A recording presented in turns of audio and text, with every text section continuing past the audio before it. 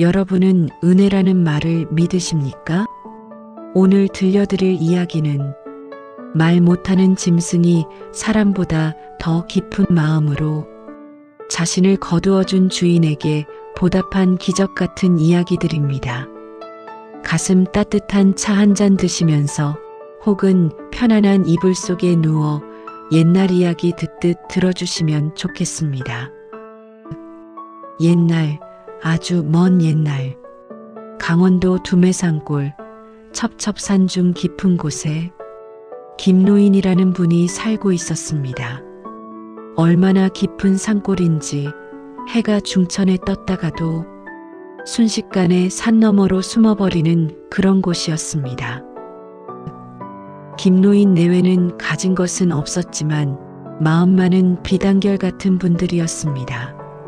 봄이면 산에 올라 고사리를 꺾어다가 말리고 가을이면 도토리를 주워 묵을 쑤어 먹으며 소박하게 하루하루를 이어갔지요. 비록 초가삼간 좁은 집이었지만 두 분의 웃음소리는 끊이지 않았습니다. 하지만 이 노부부에게는 남모를 아픔이 하나 있었습니다. 바로 슬아에 자식이 없다는 것이었지요.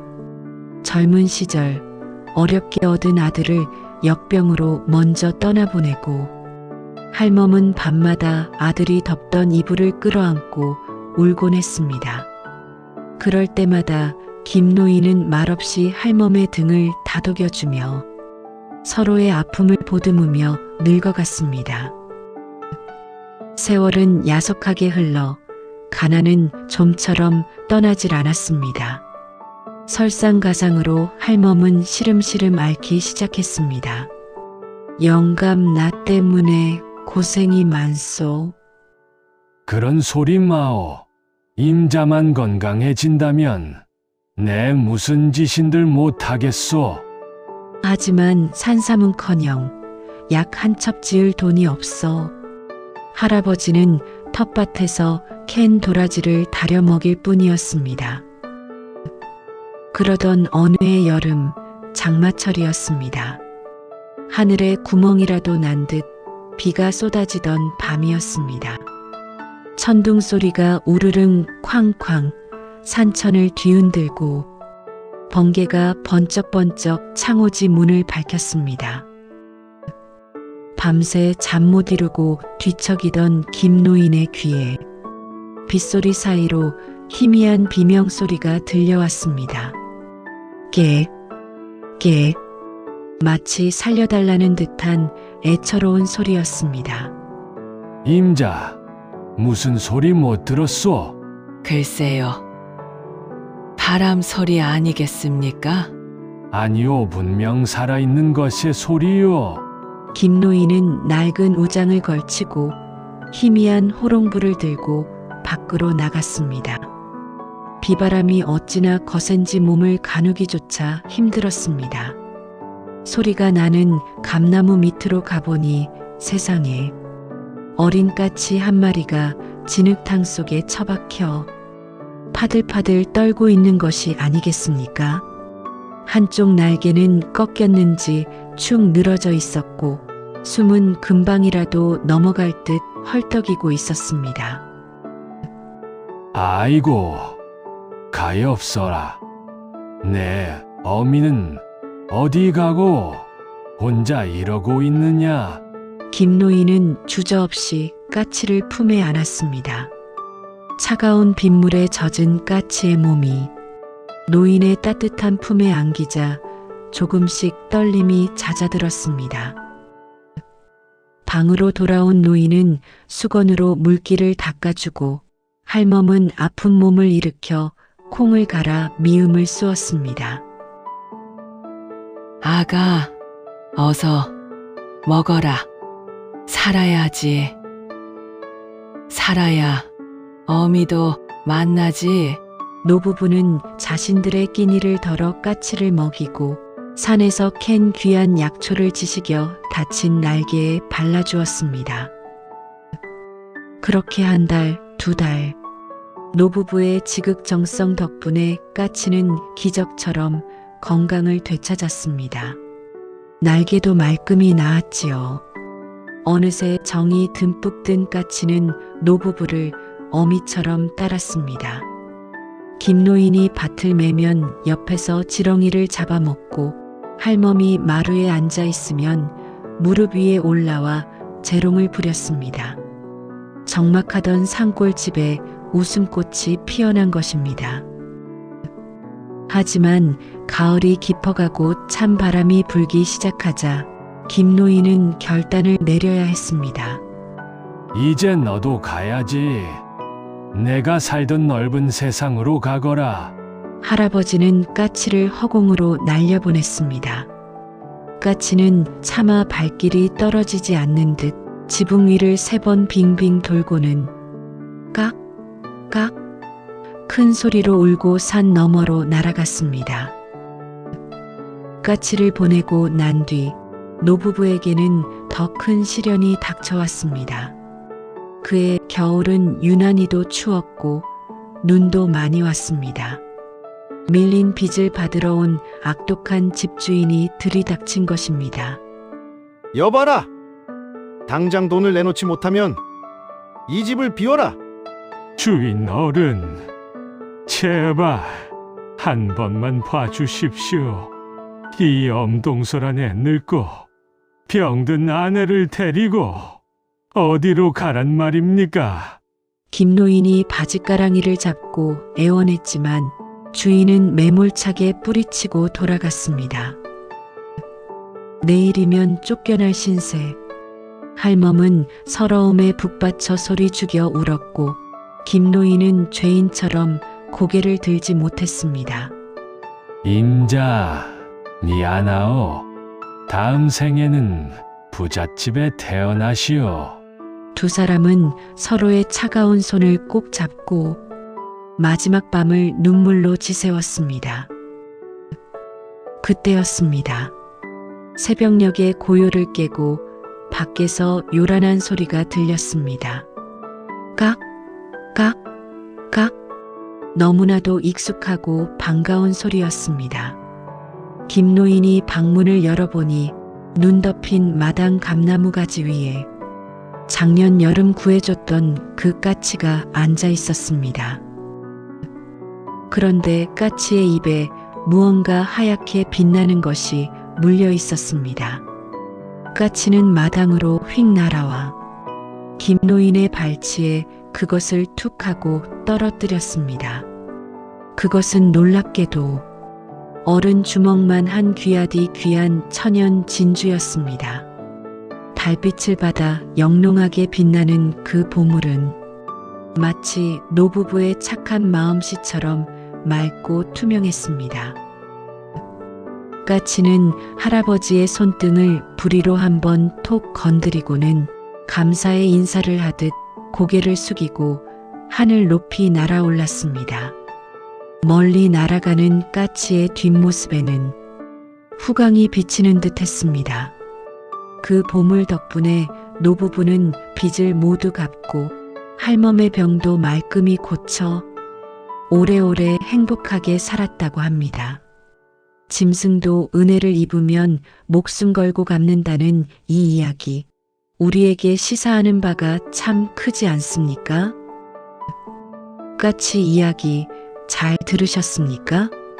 이어서 들려드릴 이야기는 우리와 가장 친숙한 동물, 바로 개에 얽힌 이야기입니다. 전라북도 임실에 전해 내려오는 유명한 전설, 오수의견 이야기를 아시는지요? 말 못하는 짐승이 보여준 사람보다 더 뜨거운 사랑 이야기입니다. 옛날 전라북도 지금의 임실 지역에 김계인이라는 선비가 살고 있었습니다. 그는 글 읽기를 좋아하고 친구들과 어울려 풍류를 즐기는 호탕한 성품의 소유자였지요. 이 김선비에게는 그림자처럼 따르는 개가 한 마리 있었습니다. 윤기가 자르르 흐르는 황금빛 털을 가졌다 하여 이름은 누렁이라 불렀습니다. 이 누렁이는 보통 개가 아니었습니다. 어찌나 영리한지 주인의 발자국 소리만 들어도 꼬리를 살랑대며 마중을 나왔고 김선비가 가자. 하면 앞장서서 길을 트고 기다려라 하면 망부석처럼 그 자리를 지켰습니다. 김선비에게 누렁이는 단순한 짐승이 아니었습니다. 적적한 산길을 갈 때면 말동무가 되어주고 외로운 밤이면 든든한 호위무사가 되어주는 세상에 둘도 없는 친구이자 가족이었습니다. 동네 사람들도 김선비 가는 곳에 누렁이 있다며 둘의 사이를 부러워하곤 했지요.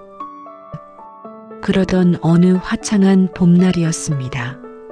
온 산에 진달래와 개나리가 흐드러지게 피어 마음까지 설레게 하던 그런 날이었지요.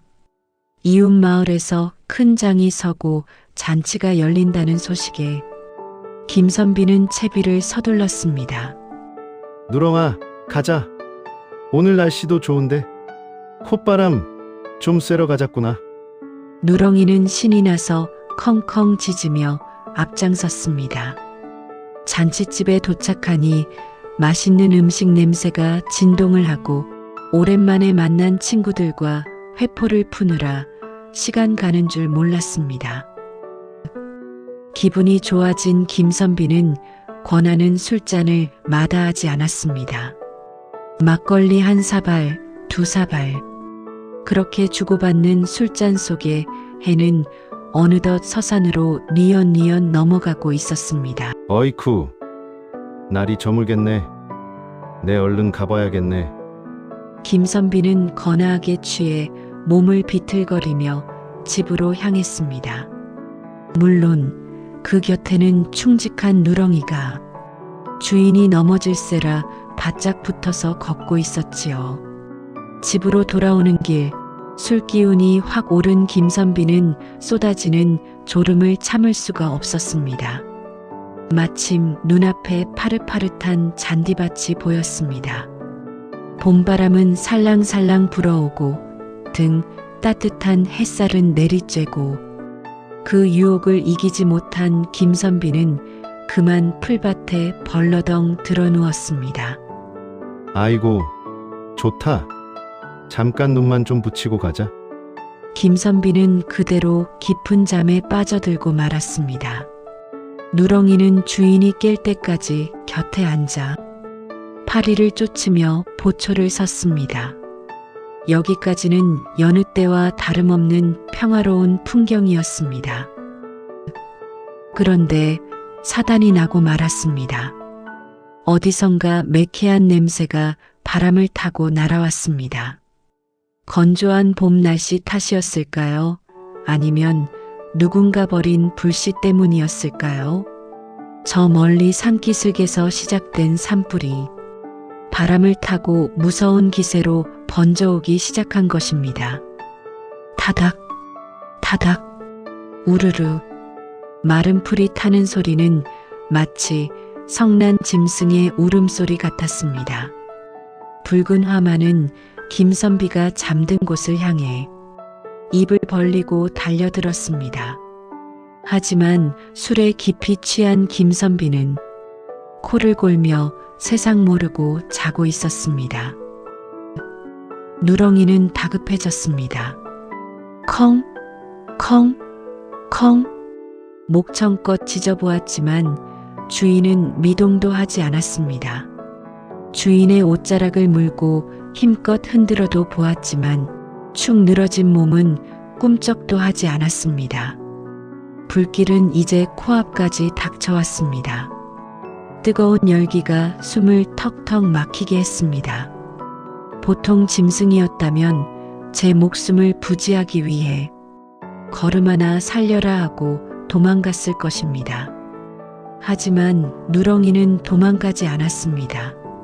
사랑하는 주인을 두고 혼자 살 수는 없었습니다. 그 짧은 순간 누렁이는 결심했습니다. 누렁이는 잠든 주인 옆에 있는 작은 개울을 보았습니다. 그리고는 망설임 없이 차가운 물속으로 뛰어들었습니다.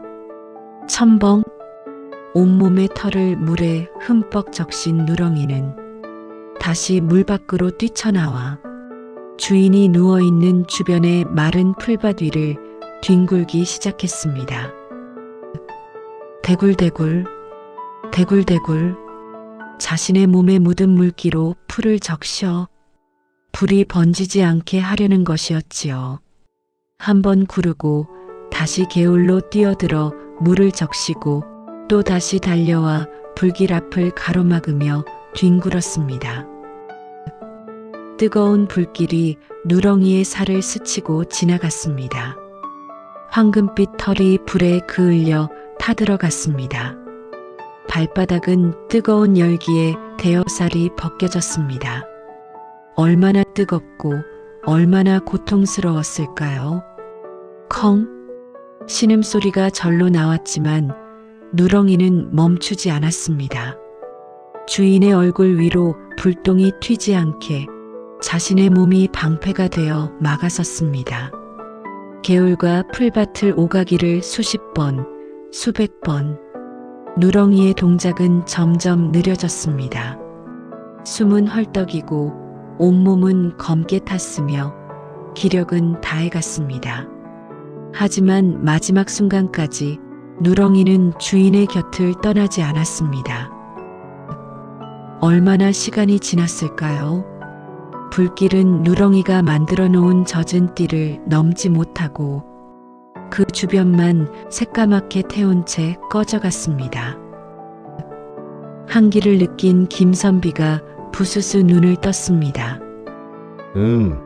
내가 얼마나 잔 건가. 어우, 술 냄새야. 머리를 털고 일어난 김선비는 자신의 눈앞에 펼쳐진 광경을 보고 소스라치게 놀랐습니다. 자신이 누워있던 자리 주변만 동그랗게 남겨두고 사방이 새까맣게 재로 변해 있었기 때문입니다. 이게 무슨 일이냐. 산불이 났었구나. 그런데 나는 어떻게 살았지? 의아해하며 주위를 둘러보던 김선비의 눈에 믿을 수 없는 모습이 들어왔습니다. 자신의 머리맡 불길이 가장 거세게 들이닥쳤던 그곳에 사랑하는 누렁이가 쓰러져 있었습니다. 온몸이 물에 젖고 불에 그을려 형체를 알아볼 수 없는 모습으로 누렁이는 싸늘하게 식어 있었습니다. 마지막 힘을 다해 주인을 지키고 자신은 그 자리에 쓰러져 숨을 거둔 것입니다. 마이너스. 누렁아. 아니, 누렁아. 눈 좀 떠 보아라. 김선비는 누렁이를 끌어안고 목 놓아 울었습니다. 이 미련한 놈아, 도망가지 않고 왜 나 같은 주인을 위해. 자신의 술주정 때문에 충직한 친구를 잃었다는 죄책감에 선비는 가슴을 치며 통곡했습니다. 누렁이의 그을린 털에서는 매캐한 탄내와 함께 주인을 향한 지독한 사랑의 냄새가 났습니다. 김선비는 자신의 목숨을 구하고 죽은 누렁이를 위해 양지 바른 곳에 묻어주고 자신이 짚고 다니던 지팡이를 꽂아 무덤 표시를 해두었습니다. 그리고 얼마 후 신기한 일이 벌어졌습니다. 죽은 나무 지팡이에서 파릇파릇한 새싹이 돋아나더니 무럭무럭 자라나 큰 느티나무가 된 것입니다. 사람들은 이 나무가 누렁이의 넋이 환생한 것이라 믿었습니다. 그래서 이 고을의 이름을 깨오자의 나무수자를 써서 오수라고 부르게 되었습니다. 지금도 전라북도 임실군 오수면에 가면 그 충직했던 개의 영혼을 기리는 의견비가 남아있다고 합니다. 여러분, 자신이 가장 고통스러운 순간에도 주인을 먼저 생각했던 누렁이의 마음, 그것은 훈련으로 만들어진 복종이 아니었습니다. 서로를 믿고 아꼈던 깊은 사랑, 그 자체였습니다. 두 편의 이야기 어떻게 들으셨는지요? 까치와 누렁이, 이 작은 생명들이 우리에게 던지는 메시지는 분명합니다. 진심은 통한다는 것, 그리고 베푼 대로 돌아온다는 것입니다. 우리는 살면서 알게 모르게 많은 은혜를 입고 살아갑니다. 어릴 적 부모님의 따뜻한 품이 있었고, 힘들 때 손 내밀어준 친구가 있었고, 때로는 낯선 이의 작은 친절이 우리를 살게 했습니다. 하지만 우리는 바쁘다는 핑계로 혹은 쑥스럽다는 이유로 그 고마움을 표현하지 못하고 살 때가 많습니다. 오늘 만난 김노인 부부와 김선비처럼 작은 인연도 소중히 여기는 마음이 우리 삶을 더욱 풍요롭게 만들지 않을까요? 밤이 깊었습니다. 오늘 하루도 치열하게 살아내신 여러분, 정말 수고하셨습니다. 여러분의 따뜻한 마음씨 덕분에 오늘도 세상은 조금 더 살만한 곳이 되었습니다. 부디 오늘 밤은 근심 걱정 모두 내려놓으시고 은혜 갚은 까치가 물어다준 보석처럼 빛나고 아름다운 꿈 꾸시기를 바랍니다. 편안한 밤 되십시오. 감사합니다.